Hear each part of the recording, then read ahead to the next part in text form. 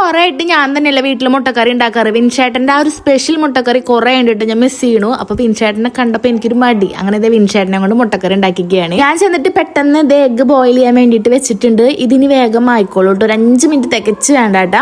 അപ്പൊ തേജ് ഇരുന്നിട്ട് ഇതേ TV കാണാണ്, അവന്റെ ഉപ്പും മുളകും ഇല്ലേ അതായിട്ടിരുന്ന് കാണണത്.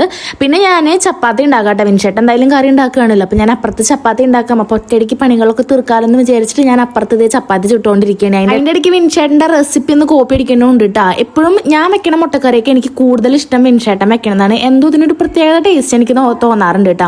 അപ്പം ഞാൻ എന്താണ് ഇതിൽ വിൻചേട്ടൻ്റെ ആ ഒരു സീക്രട്ട് റെസിപ്പി എന്ന് ഞാൻ അപ്പുറത്ത് നിന്ന് നിരീക്ഷിച്ചുകൊണ്ടിരിക്കുന്നുണ്ട്.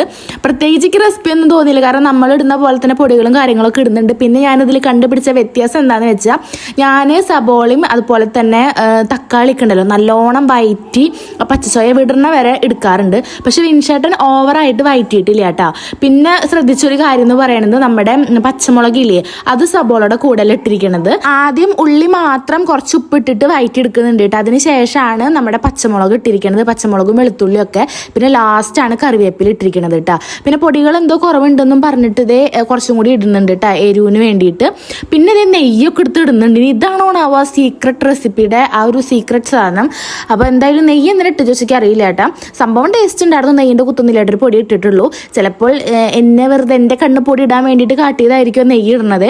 പിന്നെ നമ്മൾ എഗ്ഗ് ഇതേ കട്ട് ചെയ്തിട്ട് ഇട്ടിട്ടുണ്ട് കേട്ടോ. എന്തായാലും സംഭവം നല്ല ടേസ്റ്റ് ആട്ടോ. എനിക്കാണെങ്കിൽ വിൻചേട്ടൻ ഇങ്ങനെ കറി വെള്ളത്തോടക്കിനല്ല വെക്കാം, ഇങ്ങനെ കട്ടായിട്ടാട്ടെ വെക്കാറ്. കുറച്ച് പേര് ടേബിളിൻ്റെ മുകളിൽ ചൂടിൽ പാത്രം വെച്ച് കഴിഞ്ഞാൽ കേടാവില്ലേ ചോദിക്കാറുണ്ട്. നമ്മൾ ഇതിൻ്റെ അടിയിൽ ഒരു സ്റ്റീലിൻ്റെ റിങ് വെക്കാറുണ്ട് കേട്ടോ. എന്നിട്ടാണ് നമ്മൾ അതിൻ്റെ മുകളിൽ വെക്കാറ്.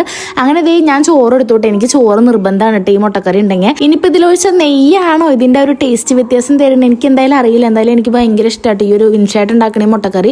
ഞാൻ എന്തായാലും വയറ് നിറച്ച് നന്നായി ചോറുണ്ട് കേട്ടോ. കണ്ട അങ്ങനെ വെള്ളമാക്കിയിട്ടല്ല വെക്കണത്, എന്നാൽ നല്ല ഗ്രേവി പോലെ കിട്ടും.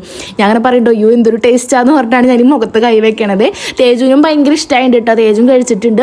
എരിവും ഉപ്പും എല്ലാം അതും പാകത്തിനായിട്ട്. അല്ലെങ്കിൽ നമ്മുടെ വിൻചേട്ടൻ മുട്ടക്കറി കൊണ്ടുള്ള റെസിപ്പീസ് ഉണ്ടാക്കാൻ മിടുക്കനല്ലോ. അങ്ങനെ ഫുഡ് കഴിച്ചതിന് ശേഷം ഞാൻ പാത്രം കഴുകാൻ നിന്ന് നമ്മുടെ തേജു ആണെങ്കിൽ ഫ്രിഡ്ജിക്കുള്ള കുപ്പികളിലൊക്കെ ഇതേ വെള്ളം നിറച്ച് തരുന്നുണ്ട് കേട്ടോ.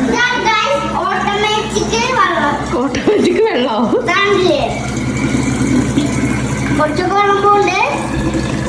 പൊക്കി പിടിക്കുക, താത്തി പിടിച്ചല്ലേ വെള്ളം പോവാ. അങ്ങനെ തന്നെ.